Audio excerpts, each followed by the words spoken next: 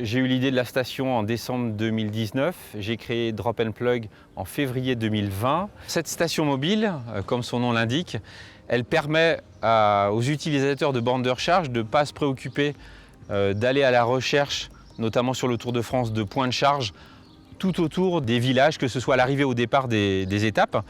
Mais en fait, c'est nous qui allons à la rencontre des utilisateurs de véhicules électriques en leur apportant 10 points de charge, donc mobiles, grâce à cette station. Donc le projet Drop & Plug est un projet qui a retenu l'attention d'Enedis, puisque finalement Enedis est un acteur engagé sur le déploiement de la mobilité électrique. Et comme vous avez pu le voir, nous sommes chargés de raccorder au réseau public de distribution et d'acheminer finalement la puissance qui sera nécessaire pour recharger jusqu'à 10 véhicules électriques ou 10 véhicules hybrides rechargeables.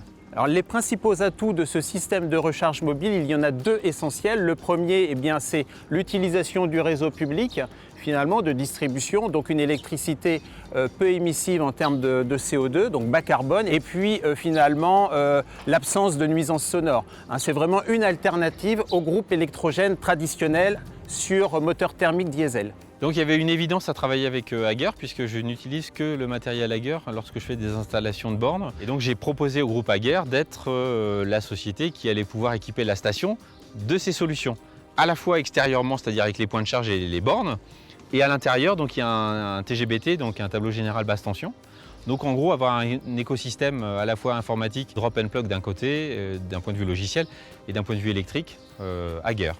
Je suis quand même très content que le groupe Hager ait fait cet effort de les monter, de me les faire parvenir dans un temps que je considère très court, que nous on ait eu le temps de les tester, de voir si elles étaient opérationnelles avec notre système de supervision.